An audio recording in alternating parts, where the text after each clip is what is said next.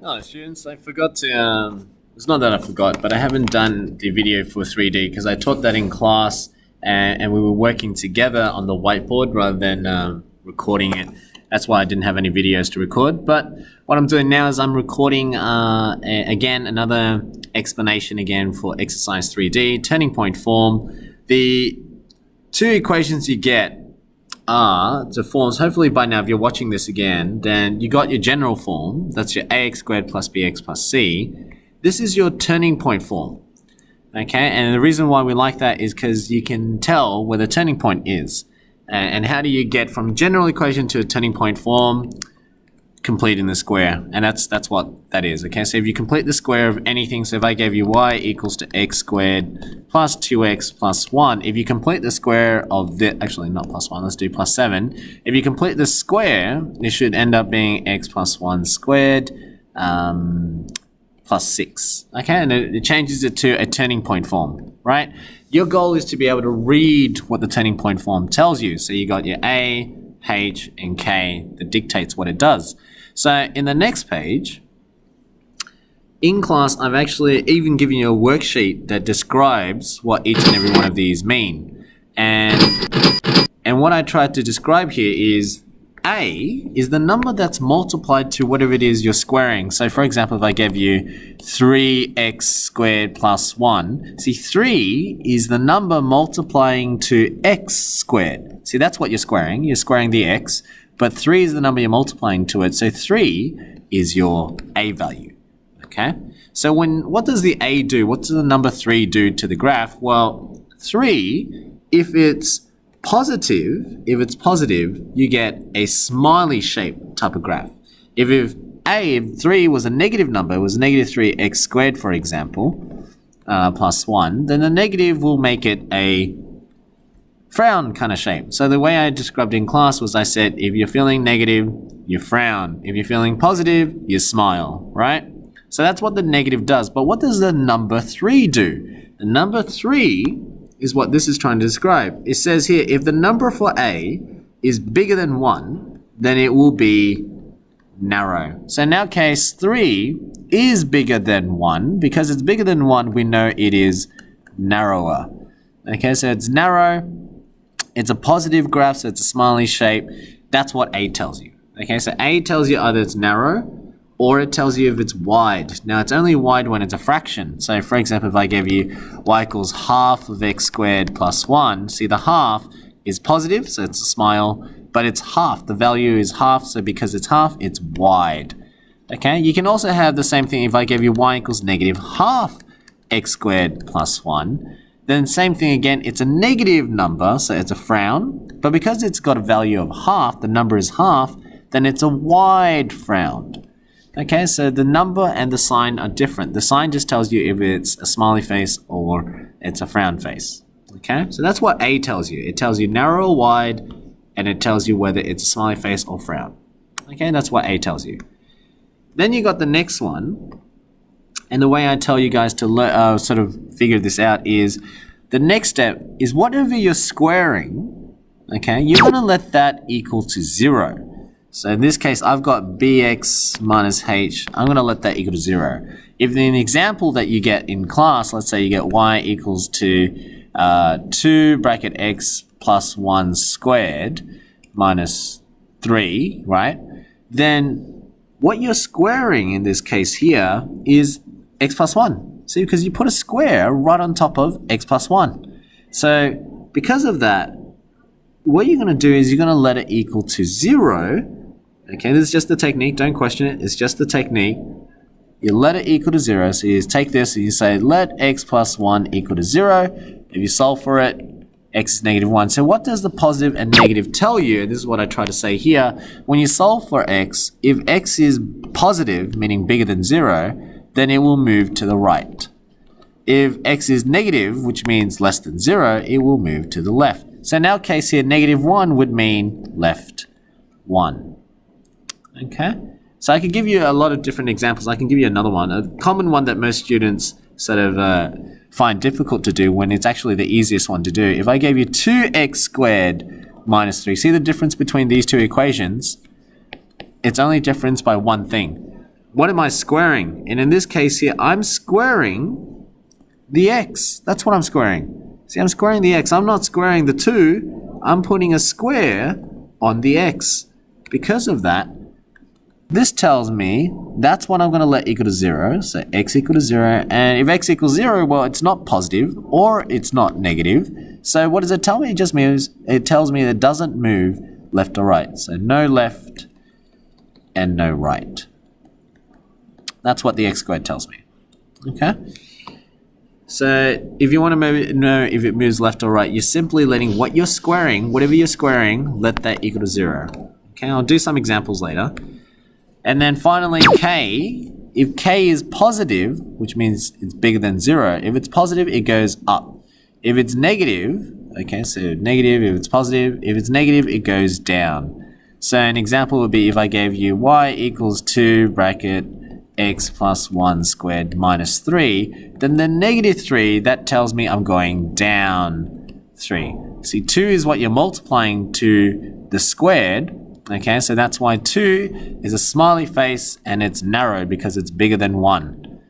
Okay, it's narrow because it's bigger than 1. Okay, and then the x plus 1 obviously tells you left by 1 because we calculated that before. Okay, and it's important because if you can calculate whether it moves left or right and up or down, then that also moves the turning point because your graph always starts off at the center.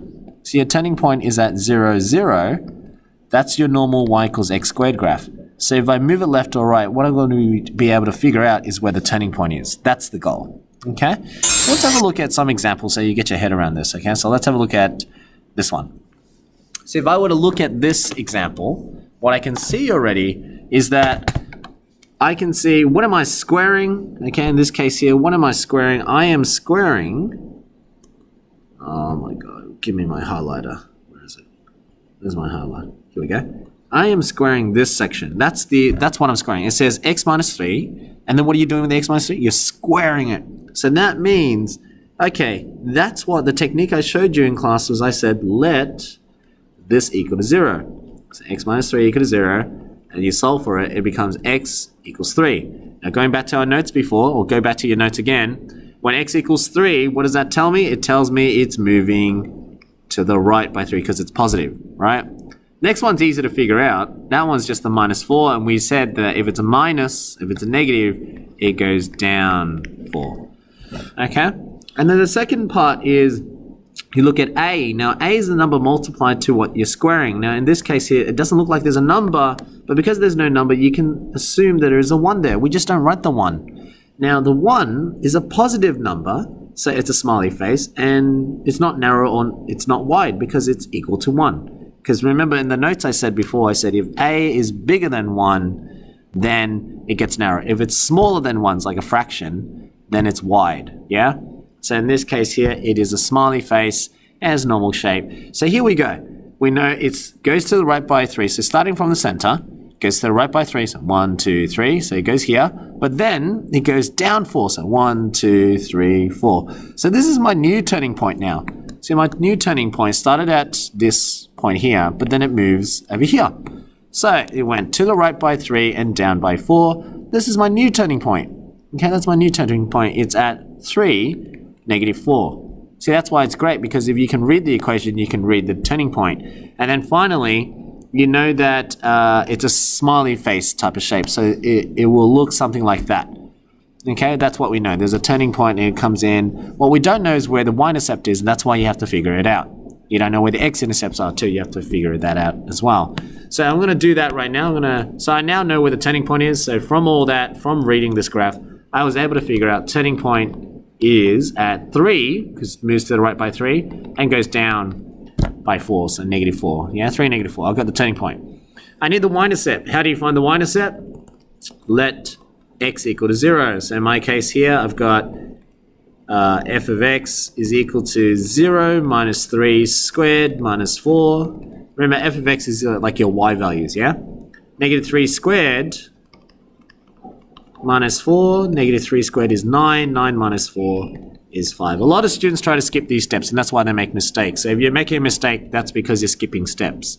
Y-intercept there means that when x was 0, we just figured out y was 5. So now I know there's a turning point, not a turning point, a y-intercept at 0, 5. Okay, what I don't know is where the x-intercept is. Okay, so let's work out where the x-intercept is. Now to find out the x-intercept, you would then say, let y equal to 0. So x-intercept, let y equal to 0. So in this case here, I'm going to let this equal to 0, and you got x minus 3 squared minus 4. And a lot of students at this point, they always expand it. Like, don't expand it. You just reverse everything. You got inverse operations here. You got minus 4, add 4 to both sides. See, if I just add 4 on both sides, you can see negative 4 plus 4 cancels out, and you get 4 is equal to x minus 3 squared. Then you got to square root both sides to get rid of the square. So I'm going to say, all right, let's square root both sides now. Square root, square root. Remember, the square and the square root cancels out. And I've got x minus 3, but then root of 4, a lot of students just write 2. Remember, when you square root, there should be a plus and a minus answer. So now my final answer is add 3 on both sides. Okay, so add 3 and add 3. Negative 3 plus 3 cancels out.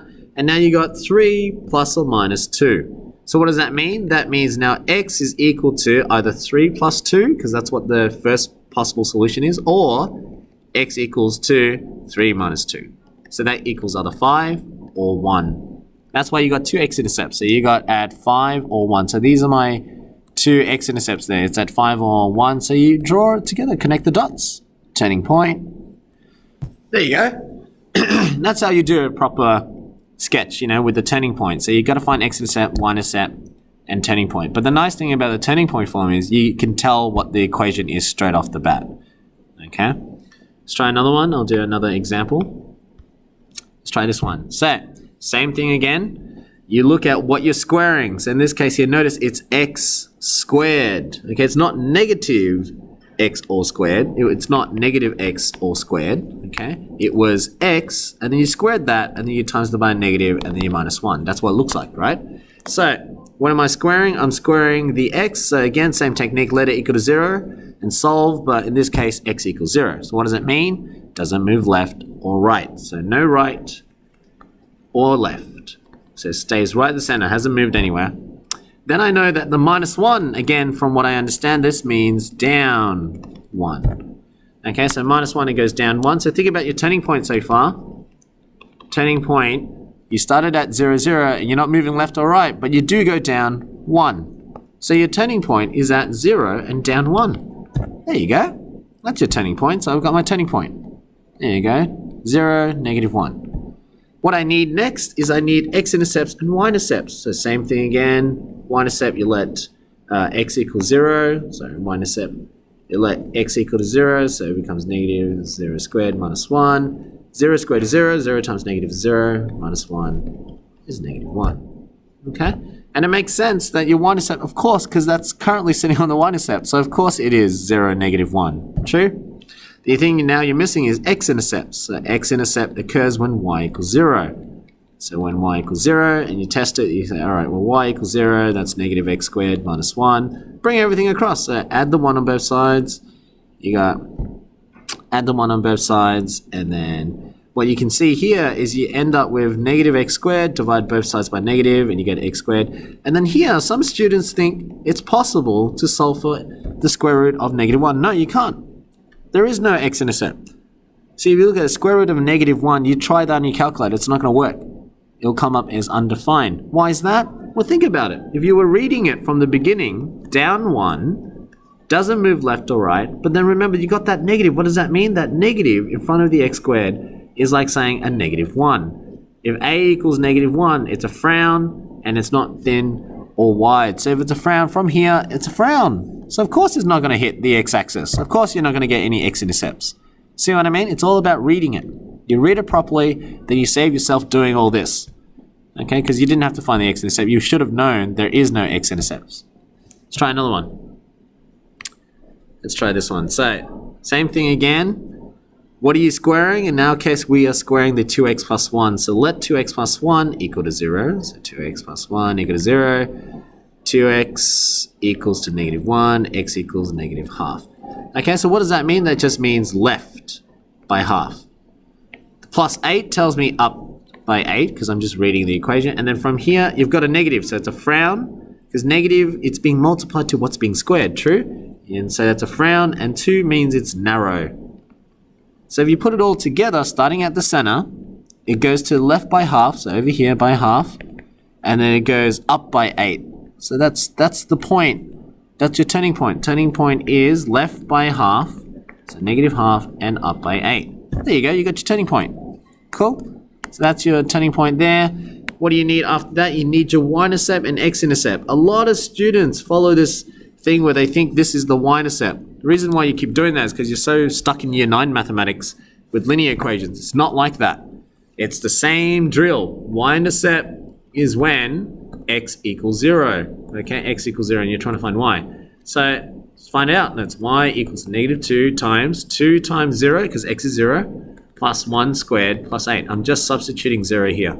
Yeah, that's all I'm doing. So work it out. That becomes negative 2 times 0 is 0. 0 plus 1 is 1. 1 squared plus 8. Now you get 1 squared is 1. 1 times negative 2 is negative 2 plus 8 is 6. Okay, so I now know the y-intercept is at 6, which is over here. And then finally, I need my x-intercepts. So I've got my turning point, which was negative half 8. This is my y-intercept, 0, 6. To find out your x-intercepts, which is likely to have, because remember, it's a negative graph, so it looks like it's going to have to cross the x-axis, okay? So I just don't know where it's going to cross, but I know it has to cross, right? So to find your x-intercepts, let's go. Let's try to find our x-intercepts. Let y equal to 0. You got negative 2 bracket 2x plus 1 squared plus 8. Minus 8 on both sides, you get negative 2. 2x plus 1 squared. Divide both sides by negative 2, you get 4 equals to 2x plus 1 squared. Square root both sides. Root of 4 equals to 2x plus 1, because remember when you square root, it cancels out. And then you get root of 4 is plus minus 2. And you get 2x plus 1 there. Minus 1 on both sides, so you get negative 1 plus 2. And then that's 2x there. Now finally, divide everything by 2, because that's 2 times x, so divide everything by 2. You got negative 1 plus minus 2 divided by 2 should equal to your x-intercepts. Now we can work that out. That just means x is either equal to negative 1 plus 2 and then divide 2, or x equals to negative 1 minus 2 divided by 2. And that gives you what? Negative 3 on 2, and the other one is negative 1 on 2. Okay? So, wait, it can't be negative 1 on 2. It's 1 on 2. So, 1 on 2. Okay, so that means if I were to draw it, 1 on 2 is over here, so that's 1 on 2, 0. That's your x-intercept there. Okay, and then your other x-intercept is at negative 3 on 2. Just like that. So if you join them, there you go. That's your graph. Okay, that's how you draw your graph. And just draw it again just to cross through negative 3 and 2. There you go. But you can see it's all about reading the turning point. So you know it's up, down, left, right. You'll be able to find your turning point very quickly. Okay, so you can try all of these, or you can go back to your exercise and then you can check out the questions. You know, you can try to do, let's say 3a for example. 3a, you got y equals to x minus 2 squared plus 1. Remember, the plus 1 tells you up 1. How do you figure out what you're squaring? Is x minus 2, so you're going to let that equal to 0 to find out if it moves left or right. X equals to 2 if you solve for it, and that just means right by 2. So if you were to sketch, the turning point already is move to the right by 2 and up by 1. So that's your turning point. It's at 2, 1. 2 to the right, 1 up. True? Okay, that's your turning point. You can look at this and you can say, well, the number times the bracket is currently a positive. See, there's no number there, so, but we assume that that number has to be 1. We just don't write it. So that's a positive 1 there. So it's a smiley face. Okay, we know it's a smiley face. And if it's a smiley face, well then, that's what it looks like. Okay, so you've got your turning point, got your smiley face. The only thing you're missing now is your y-intercept. How do you find your y-intercept? Let x equal to 0. So if you let x equal to 0, you get negative 2 squared plus 1, which ends up being 5. So, whoops. So you know this is 5. Okay? So that's how I know. That's how I sketch the graph. Okay, and that's how you find. So you got your turning point. Every one of these are all turning point forms. Yeah, one of the tips on how to know if it's a turning point form, let's have a look. I'll go right back to I go, whoops. No, not that one. One of the tips to know if it's a turning point form or not, if you go all the way back to the beginning, okay, if you go all the way back to the beginning, it's going to take a while. But one of the biggest hints on how to know if it's a turning point form or not, it's basically, if you only have one x, it's a turning point. If you have two x's, it's a general form. Yeah, so turning point form could be like this. Y equals 2x squared plus 3. So that's a turning point form because you only got one x. Y equals 2x squared minus 2x plus 3. That is not a turning point form because you got two x's. Yeah, if I gave you y equals to 3 minus bracket x plus 1 squared, that's a turning point form because you only got one x. Okay, so that's how you read it. If you can read turning point form, it makes it easier to find your turning point. Once you know your turning point, you can easily sketch the graphs and find x-intercept, y-intercept by algebra. Okay, I hope this was informative enough, or at least revises your skills.